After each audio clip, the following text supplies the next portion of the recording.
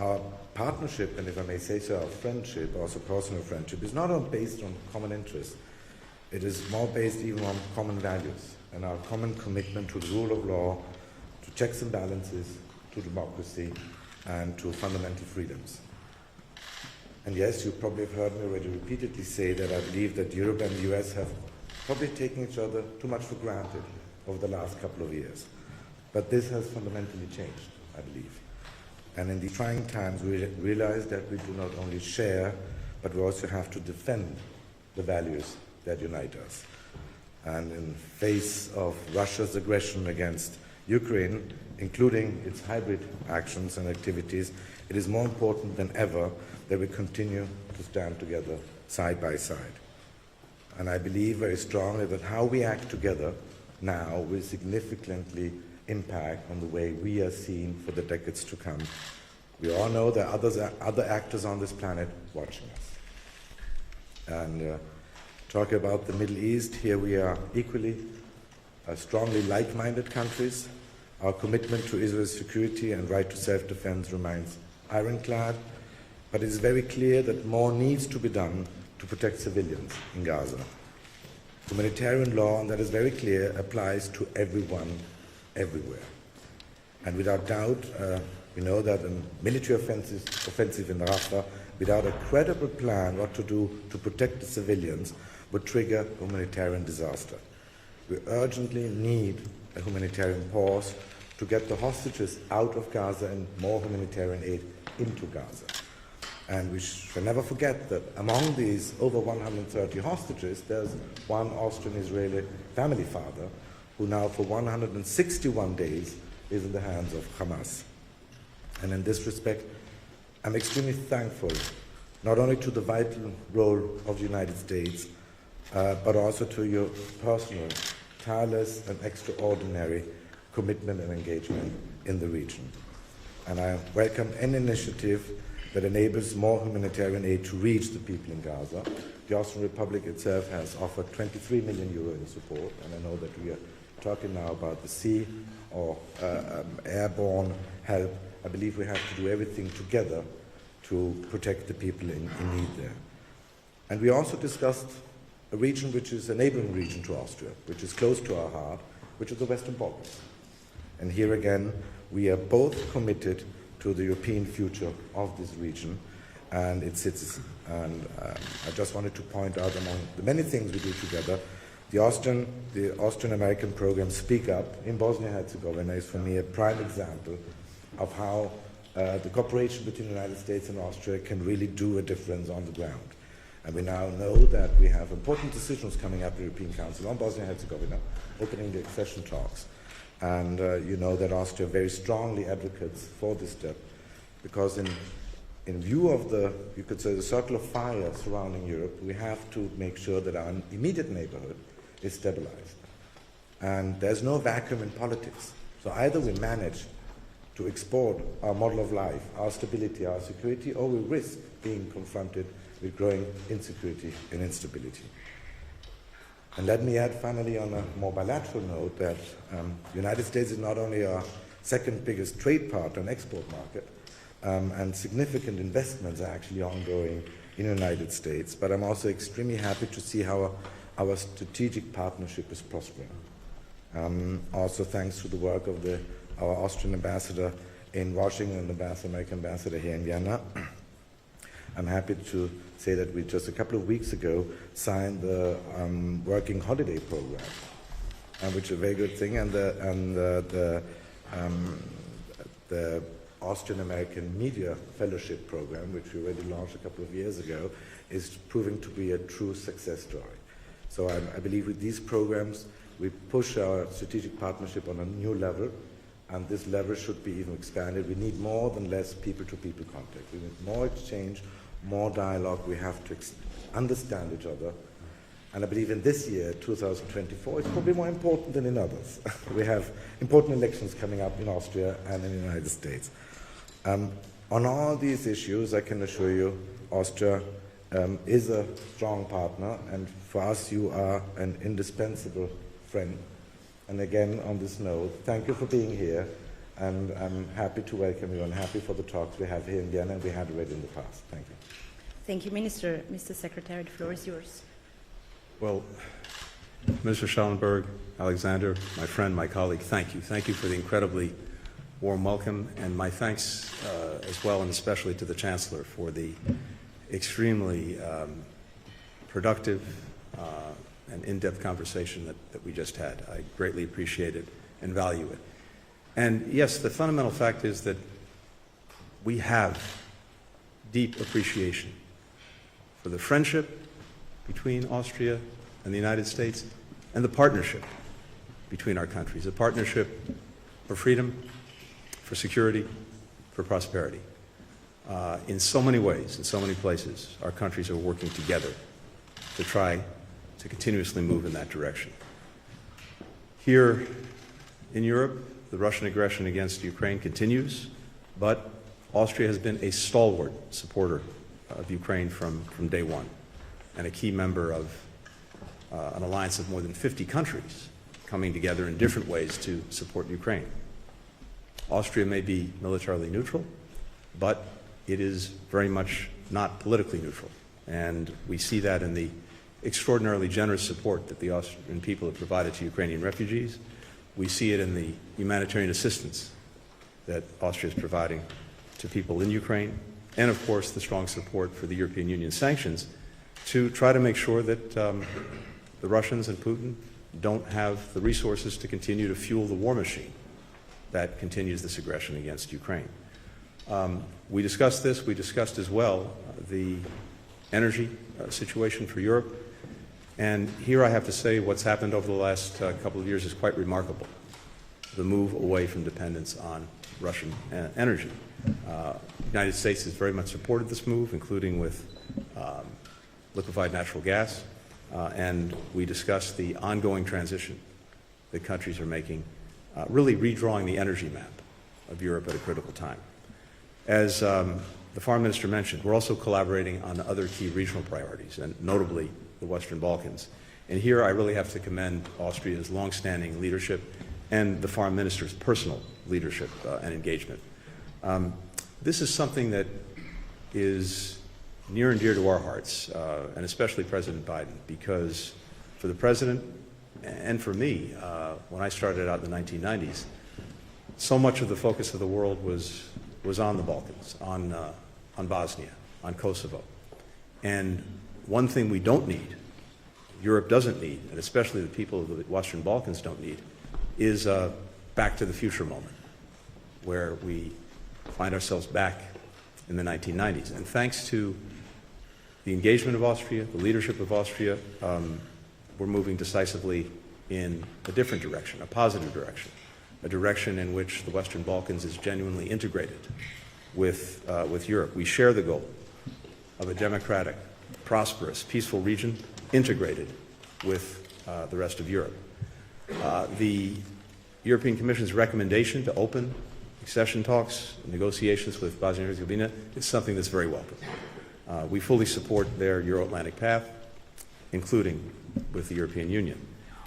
And we also encourage the leaders in Bosnia and Herzegovina to move past divisions, to pursue reform necessary to move down the path toward the EU. And here we really benefited from the Foreign Minister's insights, not just from his recent visit, but from all his engagement. And here we will continue to partner strongly. The Foreign Minister mentioned the Emerging Voices program that we have together.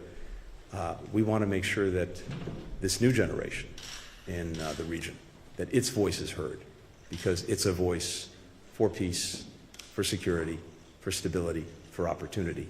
And that comes with the path toward the European Union. We're also working together to support an improvement in relations between Kosovo and Serbia. There, the EU-facilitated dialogue is the only viable mechanism, the only viable path forward. We need to see good faith, constructive efforts by both Kosovo and Serbia to stabilize the relationship and to move down that path, keep tensions low, to increase coordination, to increase transparency with international partners, to implement all of the commitments that are in the dialogue. Austria has long been and remains a vibrant crossroads for the world and for the international community. Hosting here so many UN agencies and organizations that are doing critical work to actually address the challenges that people are facing all around the world. One of my priorities for this visit was to spend time with the UN Commission on Narcotic Drugs at their 67th session. It's the first time that someone in my position as Secretary of State has actually taken part in this very, very important meeting. And I think it's a testament to our commitment to and our conviction that partnerships are the best way to address shared challenges. Now, why are we here today for that? It's pretty simple. In the United States, there is virtually not a town, a city, or a state that has not been affected and in some cases devastated by synthetic opioids, and notably fentanyl. More than 40% of the American people know someone who died from an opioid overdose. The number one killer of Americans aged 18 to 45 is fentanyl. So this has to be, and this is, a priority for President Biden, for our administration, for our country. We've also seen that while we may have been the canary in the coal mine on one synthetic opioid, fentanyl, while we were first, unfortunately, we're not last. And we see that as markets get saturated in the United States and even in our own hemisphere, the cartels, the criminal organizations are trying to make markets elsewhere. That's one of the reasons, along with the fact that other drugs, methamphetamines, ketamine, Captagon, in different parts of the world are having devastating impacts. And so you're seeing countries increasingly come together because we know, because of the international nature of this challenge, that we have to work together if we're going to be effective. Last July, the United States put together a global coalition to address synthetic drugs. We had about 80 countries at our first meeting. We're now up to over 151 countries and 14 international organizations. And that, again, is evidence of the fact that so many countries are now seeing that this is a problem that already is or could soon be coming to them. And together, we are sharing best practices. We are developing initiatives, new policies, new programs, new approaches to be more effective in dealing with the challenge of synthetic drugs. This global coalition has developed through its working groups, 1,500 participants from all of these countries in these working groups, 120 new specific initiatives for how to effectively address the problem. And we very much appreciate Austria's very active participation in all three of the major working groups that we established. Today we announced the United States government is taking some additional steps. We're advocating for the addition of 2 chemical precursors to the international control list. These are the ingredients that go into making synthetic drugs, and making sure that those key ingredients are controlled is one of the most effective ways to make sure that they're not illicitly transferred and turned into something like fentanyl. We'll sponsor a resolution on overdose prevention and response, on harm reduction, and we just pledged an additional $170 million for international efforts to address synthetic drugs through the UNODC, on top of the $100 million that we announced back in September. Finally, I had a chance as well to spend time at the IEA and met with Director General Grossi. We discussed the dangers to global security from Russia's aggression against Ukraine, and in particular, the threat that that has posed to the Zaporizhzhia nuclear power facility.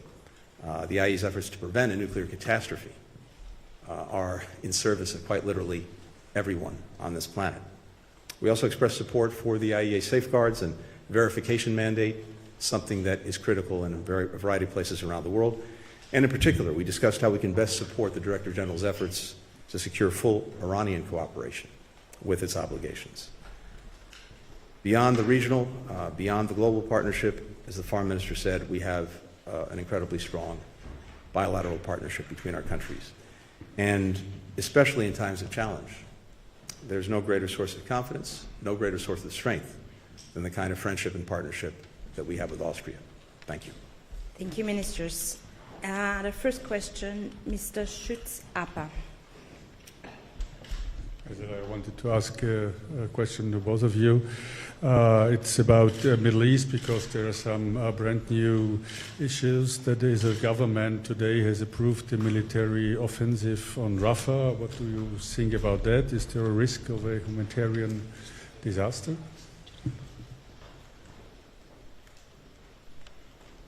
Okay. But as I said already at the beginning, and I was just recently, 10 days ago, in the Middle East, and I had discussions on this issue, among them with our Israeli colleague, Israel Katz, but also in Amman and in Ramallah.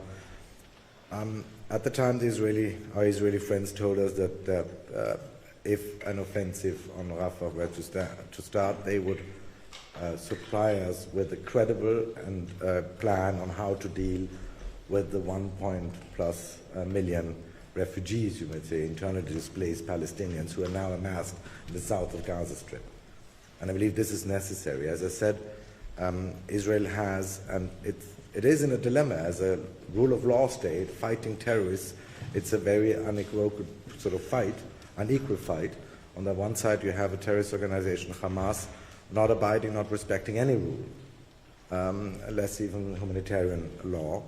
But Israel has to measure itself by international law, and the decision or the plan, as far as I understand, doesn't mean yet that it will be executed immediately. It's simply that the Prime Minister was presented with a plan and that he has given a green light. And the easiest thing for me to do would be to say exactly what the Foreign Minister said, because we have exactly the same position.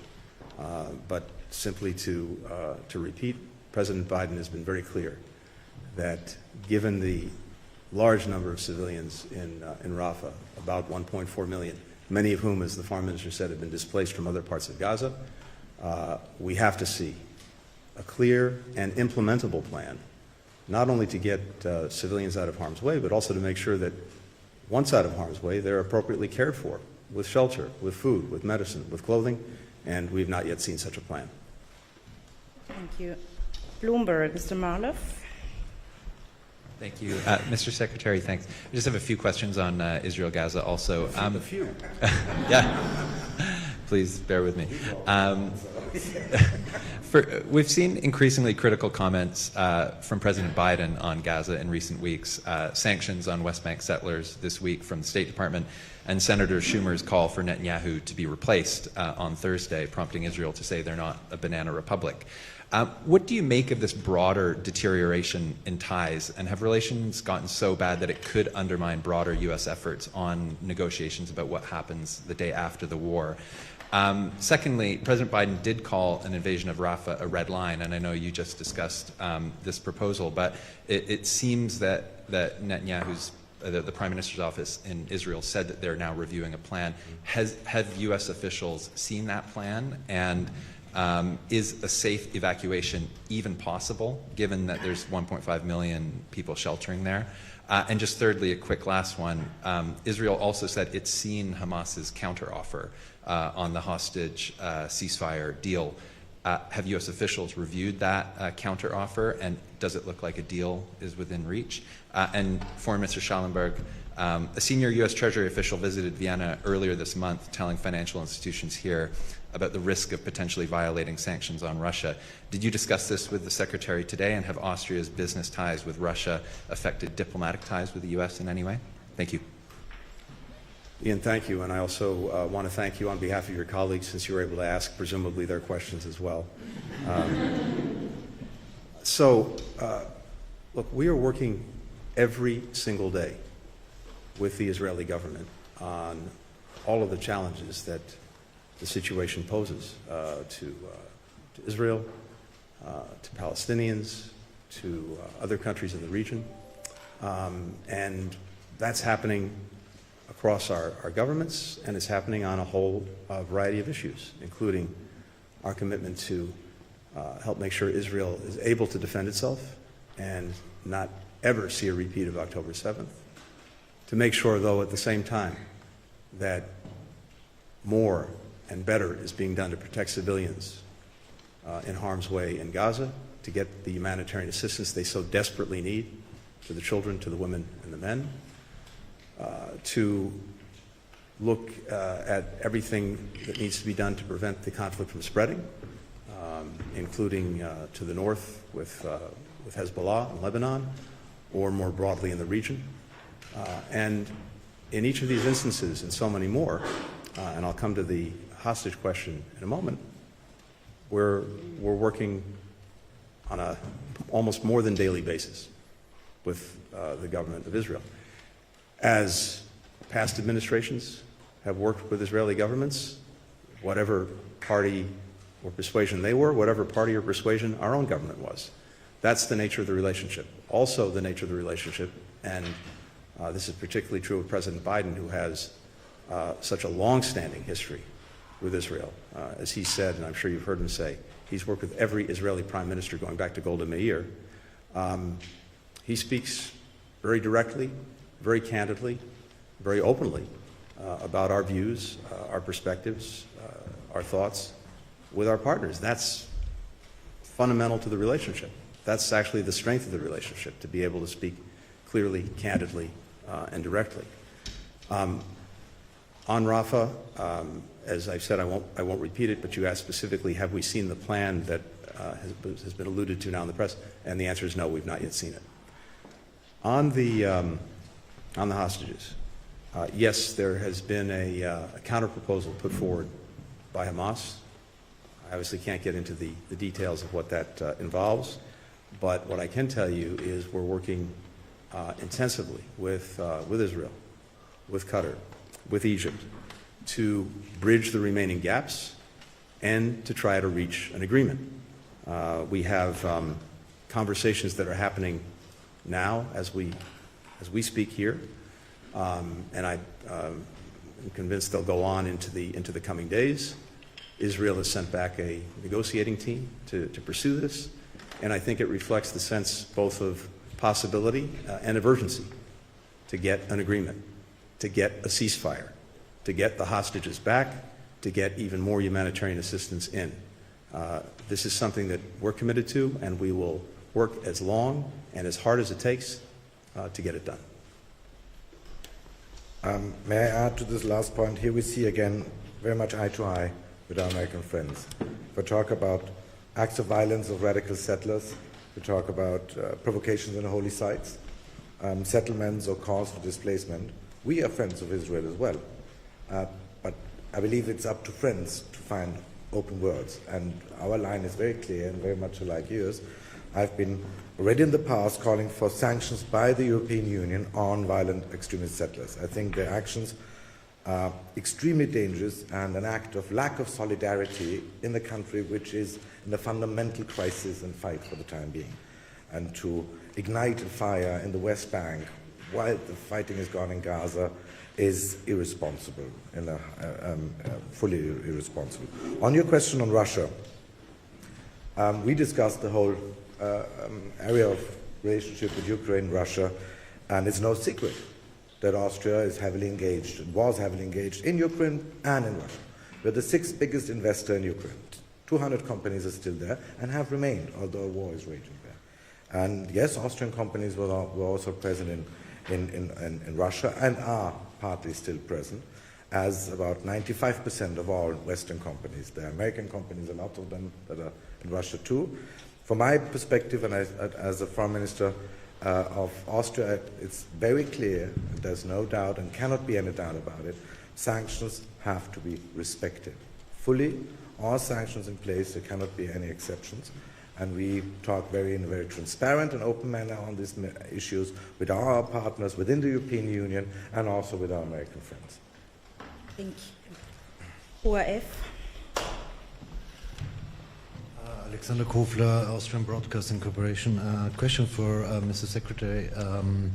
What do you think, because you spoke about the energy markets in Europe, what do you think about the still strong dependency of Austria on Russian fossil fuels, gas, and so on? Is there a way for the US to support Austria to become more independent from Russia? Thank you. Thank you very much. I think the reason that we're all, and by all I mean the United States, Europe, and others are so focused on this issue is because Putin uses energy as a weapon. He's very effectively weaponized it over the years, and the dependence that built up over many decades in Europe on Russian energy, well, we see the consequence and the price of that. That's why what's happened over the last couple of years in Europe, more broadly, moving away in ways that I don't think people could have imagined just a few years ago from that dependence, is so important because it takes away the strategic weapon that Putin has made of energy. Now, different countries have different energy relationships with Russia, again, that have built up over many, many decades. So it's not always easy to change these things in one moment. It's a process, and it's a transition. But I think we see some very important steps that Austria has taken and is taking. And to that end, for the United States, as we've done with many partners in Europe, we want to be able to help. And we have with LNG, liquefied natural gas. We'll continue to do that. The other thing that's, I think, very beneficial in this moment is it's also an opportunity for countries to focus and double down on the transition away from fossil fuels. Again, it's a transition. It's not a light switch.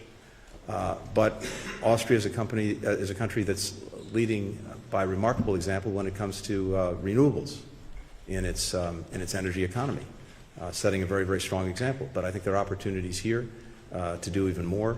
And by the way, one of the things that we talked about at the IEA, again, not specific to Austria, but just in general, are the opportunities that now exist for nuclear power, including small modular reactors and other new technology that can make a big difference. Maybe for the American journalists, the line of the Austrian government is very clear.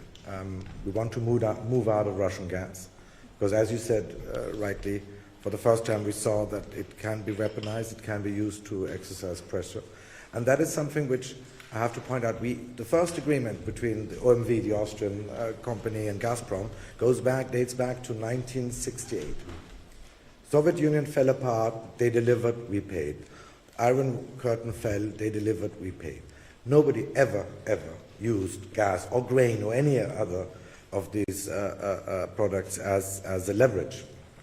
Putin is the first one. It wasn't Andropov, it wasn't Chernenkov, it wasn't anybody of those. It wasn't the Soviet Union. Putin was the first one. So and yes, we have probably over the decades, because it was comfortable, it was possible, created a dependency, but we have moved out now aggressively to a certain degree, and we will continue doing so. The aim of the Austrian government is to be 100% independent of Russian gas by 2027. Thank you. And there's one last question, New York Times. Mr. Crawley, please. Thank you both. Secretary Blinken, the good news is I have no more questions than my colleague did. The bad news is I do have a multi-part question. On Iran, there was a report this week that the U.S. has conducted secret indirect talks with Iran, in part about its nuclear program. Is there any chance you would comment on that and say what our current message to Iran about its nuclear program might be?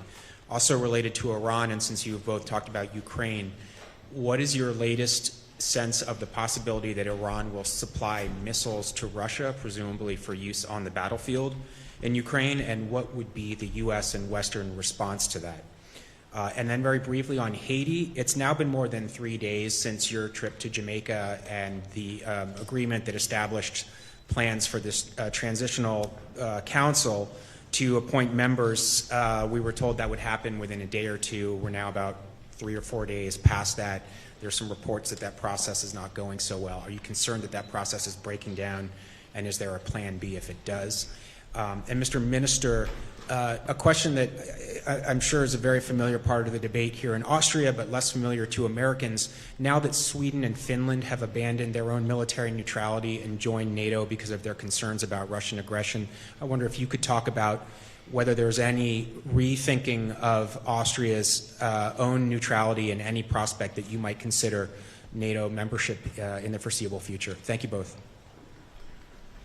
Michael, with regard to Iran, our message is clear, and it's public, and it's a message that's shared by many other countries, notably by France, by the UK, by Germany, by the European Union, which is to stop taking steps to increase its nuclear capacity by spinning more centrifuges and by enriching more uranium, and to move in the other direction. And we've been very clear about that. One of the reasons I was here at the IAEA today was precisely to talk about the work the IAEA is doing to try, despite the very challenging circumstances, to make sure that it's monitoring, verifying, and also holding Iran to its safeguard agreements and requirements that it has under the Non-Proliferation Treaty.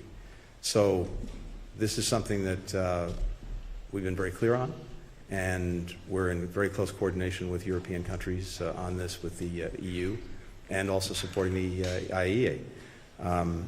And look, beyond that, I don't have anything to add, but I think it's very clear what we, and by we I mean all of these countries, plus more broadly, many in the international community, expect of Iran. On the question of Iranian missiles to Russia for use in Ukraine, there too, we've sent very clear messages to Iran not to do it. And this has been the subject of considerable conversation among a number of countries in Europe and the United States. And I think that the concern about that eventuality and the commitment to address it, if necessary, is very real and very strong. On Haiti, this is never going to be smooth, never going to be linear. An agreement was reached, a Haitian-led agreement was reached to move to a new transitional administration, a presidential council, one that would be inclusive, that would bring in all the major stakeholders, all the major parties, that would have responsibility for naming a new prime minister, an interim prime minister, naming a National Security Council, an electoral commission, all with the objective of putting Haiti clearly on the path to elections and to strengthening its democracy. What we've seen over the last 24 hours is there's seven seats on this transitional council, and most of the parties or stakeholders that were given a seat have actually named their representative to the council. There are a couple that still haven't, so that's a work in progress, but we've seen that move forward. Relatedly, but separately, is the whole question of security in Haiti, because moving forward on a political transition, getting to elections, being able to provide humanitarian assistance, to get it to people who need it, as well as helping the economy develop, none of that happens if there is profound insecurity, which is what we've seen now with the gangs taking over parts of the capital city, Port-au-Prince, challenging the airport, challenging the ports, etc. So as you know, we've been working for many months now on having a multinational security support force led by Kenya, with the participation of other African countries, Caribbean countries, go in and support the Haitian National Police, help them regain control of Haiti. And that too is moving forward. We've made additional commitments to that force in terms of our financial contributions, our in-kind contributions. Other countries have stood up in recent weeks, including Canada, with substantial contributions to that force. Once the new council is fully stood up, and again, I would anticipate that happens in the coming days, that process with the force will be able to move forward. And then we have a trajectory that has at least the chance of putting Haiti in a more stable place. But having said all of that, every single day there are challenges to that process. There are political challenges, there are security challenges, and we're working to address them. But the Haitian people are leading in this process. This is their process, but they have strong support from countries throughout the region, in the Caribbean, and well beyond. And we'll continue to try to marshal that support and help them move forward. Look, it's challenging, But it is moving, and we're committed to doing everything we can to support it. On your question on neutrality, thank you, by the way, because it gives me the opportunity to maybe clarify one or the other point.